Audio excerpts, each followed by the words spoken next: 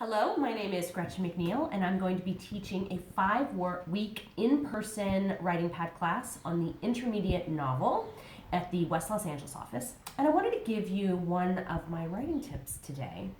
One of the things that writers always strive for in their work is creating believable dialogue. And I know sometimes it can be a really forced thing. You're writing dialogue that needs to move a scene forward, that needs to enhance the tension, that needs to not be a conversation two characters would have already had previous to the story. And it can be really daunting to write that, especially in a group setting where you've got more than two characters. Those are always the scenes that I leave until last. But there are some tricks you can use to creating more tension within a scene and more realistic dialogue.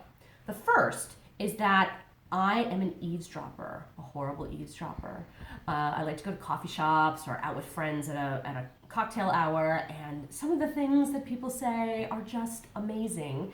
And I have an Evernote file on my phone that I will slip out of my purse and clandestinely write down little bits of dialogue that I steal from other people.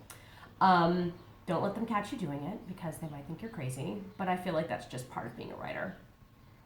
And then the other thing I like to do, especially in those large group dialogue settings, is use physicality. It's a rarity that two people sit across from each other or stand near each other and don't move about. And I feel like too often in dialogue we get the lines of dialogue or so-and-so said and so-and-so said, but we don't actually see the physicality of what they're doing. And there's a lot that can be displayed about the characters' inner feelings about what they're saying through what they do.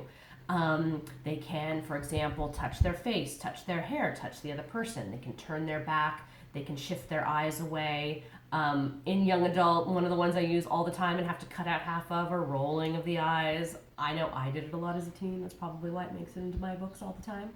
But those subtle movements in acting, you would call them like independent activities sort of things, can tell a lot about a character and can really enhance your dialogue.